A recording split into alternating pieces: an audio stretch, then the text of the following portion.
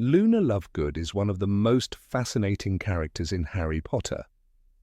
What makes her stand out even more is how perfectly the actress captured her essence, just as she was described in the books.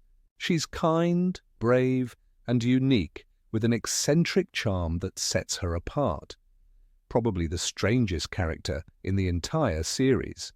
She spoke at odd moments, believed in things others dismissed as nonsense, wore bizarre outfits, and had a peculiar way of talking. But why was she so unusual? What lay behind her dreamy kindness? Luna's past holds secrets that shaped her in ways few realize. Luna was a proud Ravenclaw, which meant she was highly intelligent. Some even argue she would have fit in Gryffindor, given her bravery. A year younger than Harry, she met him, Ron, and Hermione only in her 4th year. At first, her classmates mocked her for her odd appearance, strange speech, and distant demeanor. But as the battle against Voldemort unfolded, Luna proved her courage and brilliance, earning everyone's respect. She fought Death Eaters, hunted Horcruxes, and stood with Dumbledore's army against the Dark Lord. After the war, she married and became a renowned magizoologist, traveling the world to study magical creatures and discovering entirely new species. Her unusual nature was deeply rooted in her past. Luna's parents, Xenophilius and Pandora Lovegood, were anything but ordinary. Her mother, a gifted witch, loved experimenting with spells. But one of her experiments went horribly wrong. She died right before 9-year-old Luna's eyes. This tragedy left a mark on the little girl. She withdrew into herself, finding solace in fantasy and the unseen. Her father, equally eccentric, adored her. After losing his wife, he poured all his love into Luna, shielding her from reality with whimsical stories and magical ideas. He raised her in a world where the impossible seemed possible, where creatures others dismissed as myths were real.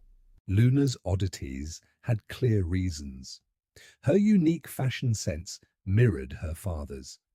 Her detachment came from being raised in a bubble of imagination, a way to escape the grief of losing her mother. The quiet sadness beneath her dreamy exterior was a wound from childhood that never fully healed. But despite, or maybe because of, her quirks, Luna is one of the most beloved characters. She carried pain yet remained strong, kind, and compassionate, not just to people but to all living beings. What do you think of Luna Lovegood? Luna Lovegood was never like anyone else. From the moment she first appeared barefoot in the Hogwarts Express, reading The Quibbler upside down, it was clear. She belonged to a world of her own. But despite being labelled Loony Lovegood, despite whispers and laughter behind her back, she never tried to change. She never fought against who she was. There was something almost magical about her confidence. She didn't just accept her quirks, she embraced them. Where others feared being different, Luna wore her uniqueness like a badge of honor. She walked through life with an unshakable belief in things others refused to see, speaking of nargles and blibbering humdingers as if they were as real as hippogriffs. And perhaps, in her mind, they were. Her kindness wasn't loud or demanding. She didn't seek attention, didn't force her way into conversations, but she listened. She truly listened. When Harry felt most alone, when the weight of his fate crushed him, she simply stood beside him, never asking for explanations, never expecting anything in return. "It's not like I'll never see Mum again," she once said, her voice as light as air. "We all end up in the same place, don't we?" For her, death was not an end, but a passage, a reunion waiting to happen. While others clung desperately to life, to what they could see and touch, Luna had already made peace with what lay beyond. She never belonged to this world entirely, but that didn't make her any less present. They grew a friendship unlike any other. At Hogwarts, Luna was an outsider. Even among her fellow Ravenclaws she stood apart. They prided themselves on logic and wit. Luna saw the world through a different lens, one painted with wonder and impossibilities. It wasn't until she met Harry, Ron and Hermione that she truly found people who accepted her, even if they didn't always understand her. Ron would groan at her wild theories. Hermione would roll her eyes. But Harry listened, maybe because he knew what it was like to be different, to be doubted. The night she told him about her mother's death, she wasn't sad. She simply spoke, as if describing the weather. But Harry, who had lost his parents too, understood the quiet ache beneath her words. He saw Luna in a way others didn't, and in return, she saw him. Not as the chosen one or the boy who lived, just Harry. A boy with too much weight on his shoulders. That's what made Luna special. She had an effortless way of making people feel seen, even in their darkest moments. When she painted portraits of her friends on her bedroom ceiling, she surrounded them with golden chains, tiny words linking them together. Friends, loyalty, love. To Luna, these weren't just drawings, they were a promise.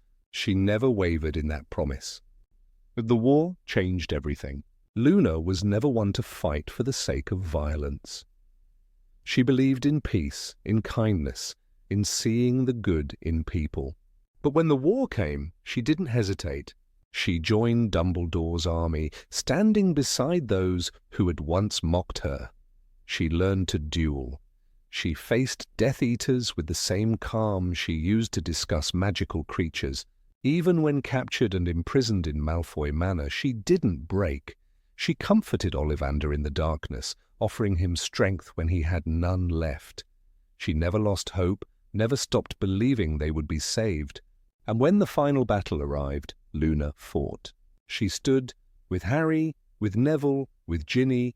She cast spells, defended Hogwarts, refused to back down. She was a dreamer, yes, but not a coward. And when Harry doubted himself, when he struggled to see the path ahead, it was Luna who guided him. "You need to talk to someone who understands death," she told him. It was Luna who led him to the Ravenclaw common room. Luna who helped him find the final pieces of the puzzle. Luna who never stopped believing in him. Life after war. After Voldemort fell, the world moved on. But Luna never tried to fit into the life others expected. She wasn't one to settle for an ordinary existence. While many of her friends pursued careers in the ministry or returned to rebuild their shattered world, Luna sought adventure. She traveled the world, venturing into the most dangerous and mysterious places, searching for creatures only she believed in. And sometimes, just sometimes, she found them. She married Rolf Scamander, the grandson of Newt Scamander, a fellow magazoologist. Together they explored the world, discovering new species, unraveling old mysteries. But Luna never stopped being Luna. She still wore odd earrings and read The Quibbler. She still drifted into conversations with thoughts that made no sense to anyone but her. She still believed in Nargles.